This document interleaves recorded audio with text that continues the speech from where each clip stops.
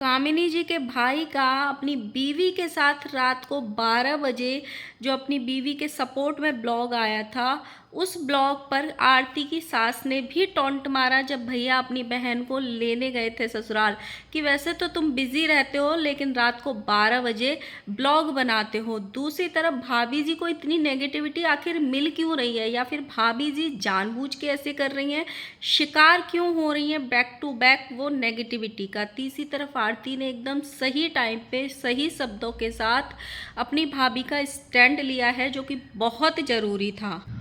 और चौथी तरफ निक्की के स्टोर की भी थोड़ी सी बात करेंगे कि निक्की इतनी सस्ती साड़ियों को इतनी महंगे महंगे दामों में जो बेच रही हैं, उनका रीज़न क्या है। So hello guys, Radhe Radhe, जय श्री कृष्णा। स्वागत है एक और नए वीडियो में। आई होप सब अच्छे होंगे, स्वस्थ होंगे, मस्त होंगे और जहाँ भी होंगे तंदुरुस्त होंगे। अगर आपको मेरी वीडियो अच्छी लगती है तो प्लीज़ गाइस वीडियो को लाइक करना, कमेंट करना एंड चैनल को सब्सक्राइब कर लेना नोटिफिकेशन वाली घंटी के साथ में।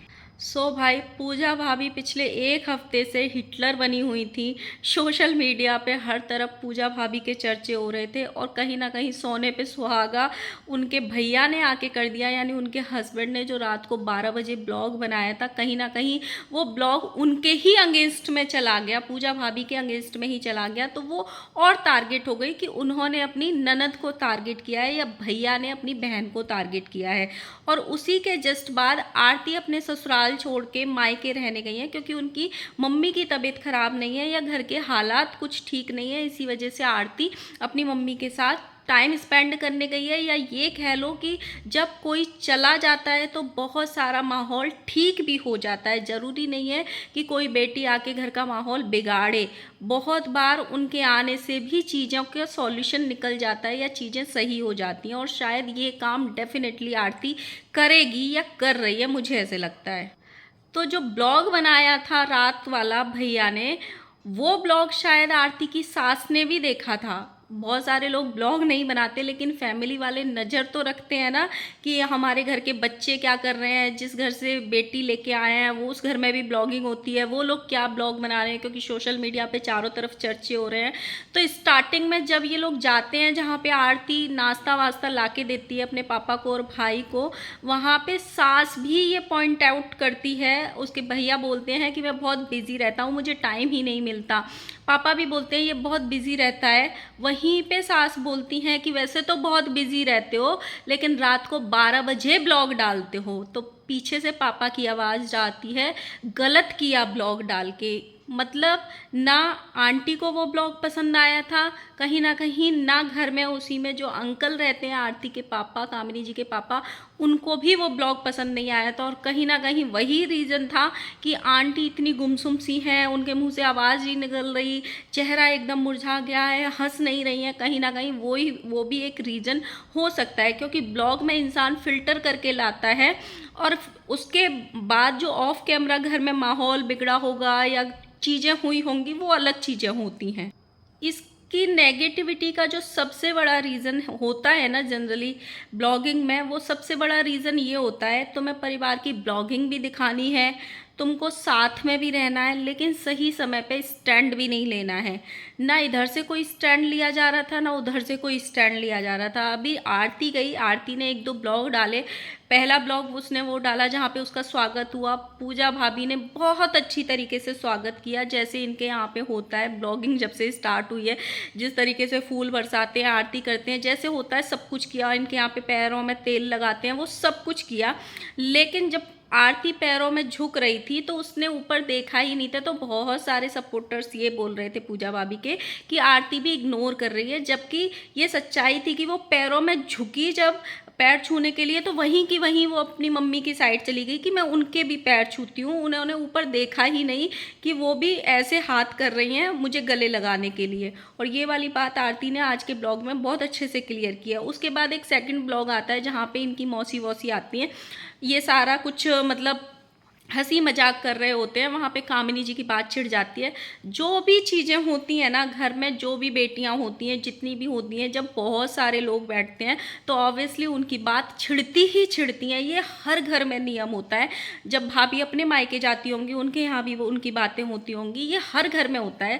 अभी मैं अपने मायके होके आई हूँ, जब मेरी बुआ को ये पता चला कि मैं आई हुई हूँ, मैं अपने बेटे को यहीं छोड़ के गई थी क्योंकि मेरे भाई की तबीयत खराब थी, तो मैं उससे मिलने गई। मेरी बुआ जनरली 30 त्योहार पे ना 5-10 मिनट को आती हैं, क्योंकि अब मेरे मम्मी पापा तो रहे नहीं, तो सबको पता रहती है कि बहू बेटी पे काम रहता है, वो लोग इतना टाइम नहीं दे सकते हैं, या फिर हम उनसे क्या ही बात करेंगे, तो मेरी बुआ बहुत कम आती हैं। लेकिन हाँ, हारी बीमारी होती है तो कितना भी टाइम तुम उनसे ले लो, लेकिन वैसे वो टाइम से आती हैं और अपना काम करके चली जाती है। लेकिन जब उनको ये पता चला कि मैं आई हुई हूँ, वो लिटरली 11 बजे आ गई और शाम को 5 बजे गई। हम ऐसे ही मस्ती मजाक करते रहे, पुरानी बातों को याद करते रहे। वो हर घर का होता ही है, जहाँ पे भी थोड़े बहुत रिश्ते होंगे वो होता ही है कि जहाँ 4 लोग बैठेंगे वो अपनी पुरानी बातों को, कौन क्या करता था, किसका किस में इंटरेस्ट था, किस में नहीं था, वो सब होता ही होता है। लेकिन भाभी जी ने वहाँ पे एक टॉन्ट मार दिया कि पुरानी बातों को मत करो, जो वर्तमान में जियो। वर्तमान में कभी कोई जी ही नहीं सकता। जो पास्ट होता है इंसान का, वो इसीलिए होता है कि उसको याद किया जा सके। इंसान अपना बुरा वक्त भी याद करता है और अच्छा वक्त भी याद करता है, लेकिन उसमें कुछ ऐसे टॉन्ट मार दिए थे भाभी जी ने, जिससे वो और कहीं ज़्यादा टारगेट हो गई कि ये कामिनी जी से बहुत ज़्यादा चिढ़ती हैं। इसीलिए कामिनी जी की जब बातें छिड़ी तो भाभी जी एकदम चिढ़ गई और भाभी जी ने वैसे टॉन्ट मार दिया। और वहाँ पे जितने भी लोग बैठे थे उन सबका चेहरा भी उतर गया था जब भाभी जी ने बोला था। लेकिन जो चीज़ें हो गई वो हो गई। उसमें आरती के वीडियो में बहुत ज़्यादा नेगेटिविटी मिली थी भाभी जी को। लेकिन मुझे सबसे अच्छा ये लगा जब आरती ने आज ब्लॉग डाला, उसमें उसने अपनी भाभी के लिए स्टैंड लिया। उसने बोला कि प्लीज़ नेगेटिविटी ना करें, भाभी के लिए गलत कमेंट ना करें, अच्छे रिश्ते हैं तभी मैं यहाँ पे आई हूँ। अगर हम चाहें तो और ज़्यादा भी नेगेटिविटी दिखा सकते हैं, और ज़्यादा भी हर घर में होती है नेगेटिविटी। पॉजिटिविटी हर रिश्तों में होता है। ऐसे नहीं होता है कि हर घर के रिश्ते अच्छे होंगे या हर घर में नंद भाभी का बहुत अच्छा रिश्ता होगा। हो जाते हैं मनमुटाव, हो चीज़ें सही हो जाएंगी। फ़र्क सिर्फ इतना है, जैसे आज आरती ने स्टैंड लिया, वैसे अगर टाइम पे कोई और भी स्टैंड ले लेता, या फिर भाभी जी इतनी जल्दी रिएक्ट नहीं करती। सबसे ज़्यादा यही गलत हुआ कि भाभी जी ने जल्दी रिएक्ट कर दिया, और रिएक्शन में अपने हस्बैंड को भी जो बुलाया ना, वो वीडियो जो आया, कहीं ना कहीं उन्होंने अपने पैरों पे कुल्हाड़ी मार ली। मेरा ये हमेशा से मानना है, जब भी कोई चीज़ ख़राब होती है ना, तो अगर उसको सही समय पे सॉल्यूशन ना किया जाए या सही समय पे बात करके किसी उस पे ना पहुंचा जाए, तो बाद में उस चीज़ के बारे में बात करने का या स्टैंड लेने का कोई मतलब नहीं होता, क्योंकि वो बातें फिर मनों में रह जाती हैं कि इतना बवाल मचने के बाद बोला तो फिर क्या बोला, वो वाली बात हो जाती है। तो बहुत ज़रूरी होता है कि सही टाइम पे स्टैंड ले लेना चाहिए। तो कहीं ना कहीं इनके यहाँ पे यही होता है, पूरा बवाल कर देंगे, फिर 2-4 महीने तक उसको खींचते रहेंगे, फिर एक हो जाएंगे, और ये रिश्ते भी जो अब खराब दिख रहे हैं डेफिनेटली ठीक होंगे। अभी आरती की एनिवर्सरी आ रही है, उसमें सब साथ में नजर आएंगे। उसके बाद भी इनके यहाँ पे कुछ ना कुछ होता रहता है, सब साथ में नजर आएंगे। ये ऐसे रिश्ते हैं जिनसे दूर भाग ही नहीं सकते हैं। ये 2-4 दिन के सिर्फ मनमुटाव है, चीज़ें अपने आप ही ठीक हो जाएंगी। अब हम थोड़ी सी बात करते हैं निक्की के स्टोर की। मुझे ना बहुत सारे कमेंट आ रहे थे कि निक्की का लाइव देखना, वो लाइव आती हैं, साड़ियाँ दिखाती हैं, तो वो बहुत सस्ती साड़ियों को बहुत महंगे में बेच रही हैं, इतना महंगा स्टोर खोला है। देखो, उनको सबसे पहली बात तो पता होगी कि उनके सब्सक्राइबर्स उतने महंगे खरीद सकते हैं, इसीलिए उन्होंने इतना महंगा महंगा स्टोर खोला है। उनको पता होगी कि मैं इस लायक हूँ या मैं इतना सब चला सकती हूँ, तभी इतना पैसा इन्वेस्ट किया होगा। कोई छोटा मोटा स्टोर नहीं है। सेकंड थिंग, ये बुटीक नहीं है कि खुद डिज़ाइन करके खुद साड़ियाँ सेल कर रहे हैं। ये इन्होंने शायद खुद भी किसी वीडियो में बोला है, और भैया का भी मैंने एक वीडियो देखा जहाँ पे इन्होंने ये बोला था कि अभी हम सूरत भी जाएंगे, सूरत भी एक्सप्लोर करके आएंगे, वहाँ से भी सामान लेके आएंगे। तो दुनिया में मतलब जितने भी स्टोर्स होते हैं या जितनी भी बड़ी से बड़ी शॉप जो होती हैं, वो भी कहीं से माल लेके आते हैं तब अपने स्टोर पे सेल करते हैं। सेकंड थिंग, आप किसी भी कपड़े का आजकल अंदाज़ा लगा ही नहीं सकते हो कि कौन सस्ता है कौन महंगा है। एक्चुअली में ये जो टीसो खीसो जब से आया है ना, लोगों की सोच ना थोड़ी सी डाउन हो गई है। अरे सस्ते में मिल जाता है, अरे सस्ते में मिल जाता है, बट ये रियलिटी है। जब आप शॉप में जाके बैठोगे आपको 2-3 हज़ार से कम की साड़ी पसंद ही नहीं आएगी। आपको पार्टी वियर भी चाहिए, आपको शादियों में जाने वाली भी चाहिए, आपको हल्दी मेहंदी फंक्शन के लिए भी चाहिए, लेकिन आपको 500-700 की साड़ी भी चाहिए। ऐसा नहीं होता है। बहुत बार क्या होता है, हम जो चीज़ वीडियो में देखते हैं, बहुत बार ऐसे होता होगा, हमने किसी की साड़ी देखी और हमको बहुत पसंद आई, लेकिन जब वो हमारे सामने आती है हमको उतनी अच्छी नहीं लगती है। और बहुत बार ऐसे होता है कि हम किसी चीज़ को हाथ में लेके देखें या किसी साड़ी को, किसी कपड़े को हाथ में लेके देखें, हमें इतना अच्छा नहीं लगता है कि शायद ये पहनने के बाद अच्छा नहीं लगेगा, लेकिन जब हम उसको पहनते हैं इतना अच्छा उसका ग्रेस आता है, इतना अच्छे फोटोज आते हैं, इतना अच्छा लगता है कि सब उसकी तारीफ़ करते हैं। सेम मेरी करवा चौथ वाली साड़ी का यही हुआ था। मैंने करवा चौथ पे एक रेड कलर की साड़ी पहनी थी, उसको मैं चलते चलते ऐसे ही ले आई थी, मतलब ऐसा कुछ प्लान नहीं था, मैं कुछ और काम के लिए गई थी, मुझे वो पसंद आ गई। मेरे पास उस कलर कॉम्बिनेशन की साड़ी नहीं थी, मुझे एक लेनी थी कि हाँ मुझे लेनी है, अदरवाइज़ मेरा दूसरा प्लान था कि मैं कोई दूसरी साड़ी पहनने वाली थी। वो आ गई, उसका ब्लाउज भी सिल गया, तैयार हो गई। उस दिन भी मैं जब पहनने वाली थी तब भी मैं सोच रही थी कि मैं इसको पहनूं या नहीं पहनूं, लेकिन जब मैंने वो साड़ी पहनी, लिटरली उसकी इतने लोगों ने पसंद किया उस साड़ी को, इतने लोगों ने डिमांड किया उस साड़ी को कि आपकी साड़ी बहुत अच्छी लग रही है। मेरे सारे रिलेटिव्स ने पूछा कि ये साड़ी कितने की आई, आपने कहाँ से ली, मतलब सब ने। वो साड़ी दिखने में इतनी सुंदर नहीं लग रही थी जितना उसका पहन के वो आया। तो बहुत बार ऐसे होता है कि जब हम देखते हैं ना, अरे ये तो बहुत महंगी है, अरे ये तो बहुत महंगी है, हो सकता है उसका एक्चुअल प्राइस उधर के आसपास ही होगा।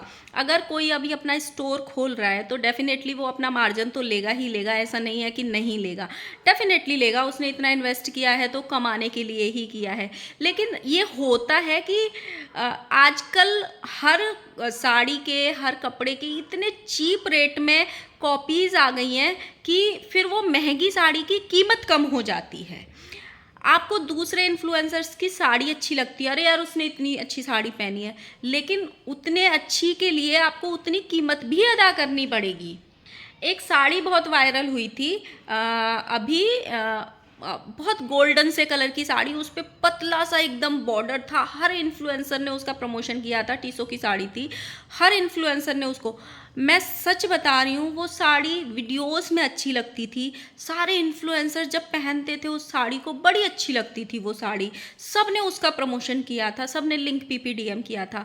बट अभी कुछ दिन पहले मैंने उसको ना किसी मतलब ऐसे ही मैं एक मंदिर गई थी, वहाँ पे किसी लेडी ने वो साड़ी पहन रखी थी, लिटरली इतनी गंदी लग रही थी वो साड़ी, इतनी चमकदार लग रही थी। तो मेरा कहने का मतलब है बहुत सारी चीज़ें हमें दूर से देखने में अच्छी नहीं लगती, लेकिन पास आके बहुत अच्छी लगती हैं, और बहुत सारी चीज़ें हमें पास दूर से अच्छी लगती हैं लेकिन पास आके बिल्कुल अच्छी नहीं लगती। तो सबका अपना अपना है। बहुत बार ऐसे होता है जो वर्क इंसान दिखा रहा है वो रियल हो, उसकी वैल्यू हो, कपड़ा अच्छा हो, बहुत कपड़े की बहुत कीमत होती है, साड़ी सूट शर्ट्स पैंट में वैल्यू। अगर कपड़े की वैल्यू ना हो तो इतने महंगे महंगे ब्रांड्स क्यों हैं? अगर कपड़ा सबका सेम हो जाए, वो शर्ट 500 रुपये की भी इंसान पहन सकता है, और कोई कोई अच्छा कपड़ा अगर पहनना है किसी को तो 5,000 रुपये की भी शर्ट पहनता है। कपड़े का कोई अंदाज़ा लगा ही नहीं सकता है, ये रियलिटी है।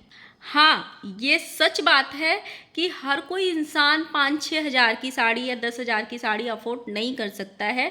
तो अभी क्या हो रहा है, निक्की जितनी बार भी लाइव आती हैं बहुत मैसी मैसी सा लाइव होता है, उनको अभी आदत नहीं है वैसे लाइव करने की। जो प्रोफेशनल लाइव होते हैं, मैंने बहुत सारे लाइव्स ऐसे देखे हुए हैं, उनका बहुत सिस्टमेटिक होता है, तो वैसे लाइव अभी हुए नहीं है। सेकेंड थिंग, निक्की की ऑडियंस निक्की से साड़ी खरीदना चाहती है क्योंकि उनकी फेवरेट इन्फ्लुएंसर की एक ओपनिंग हुई है या उसका कोई सपना पूरा हुआ है, उसने कपड़े का बिजनेस स्टार्ट किया है, तो वो लोग उनसे खरीदना चाहते हैं, लेकिन उनका बजट अलाउ नहीं कर रहा है।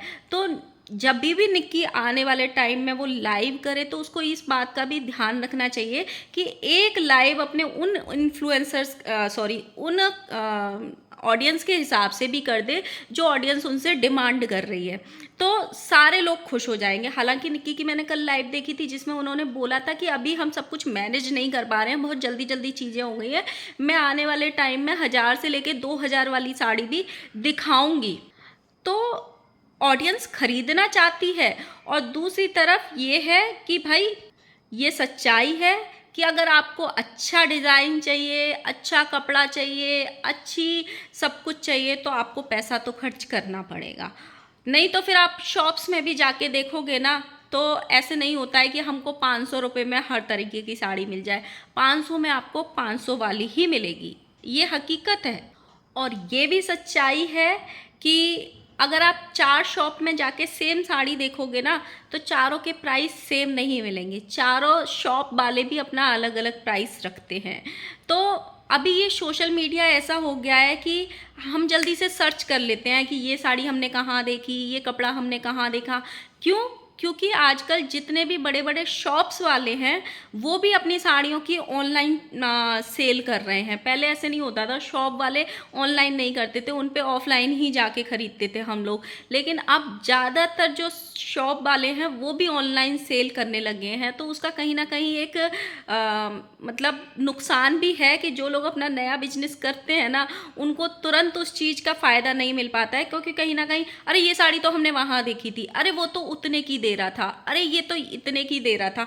तो ये ऐसा होता है। मैंने एक साड़ी खरीदी थी पटोला की, पटोला सिल्क की। वो साड़ी मैंने मतलब पिछले साल खरीदी थी, वो मैंने पहनी हुई तो मेरी साड़ी सबको पसंद आई थी। लेकिन अभी रिसेंटली सेम साड़ी मैंने एक शॉप में देखी थी, लिटरली उसके 800 रुपये कम थे। 800 रुपये कम थे। मतलब मैं देख के हैरान हो गई, अरे यार मैंने तो ये इतने की खरीदी थी, यहाँ पे तो इतने की मिल रही है। हर शॉप साड़ी का प्राइस अलग रखती है और एक पीस न जाने आपको कितने दुकानों में मिल जाएगा। लेकिन हाँ, ये बात सच है कि निक्की को अगला लाइव जब भी करें जल्दबाजी ना करें, अपनी ऑडियंस के अकॉर्डिंग करें। जो आपसे ऑडियंस डिमांड कर रही है वैसा लाइव लेके आए। सो गाइस, कितनों को मेरी बात समझ में आई वो कमेंट सेक्शन में ज़रूर लिखना। मिलते हैं नेक्स्ट वीडियो के साथ में। Bye bye.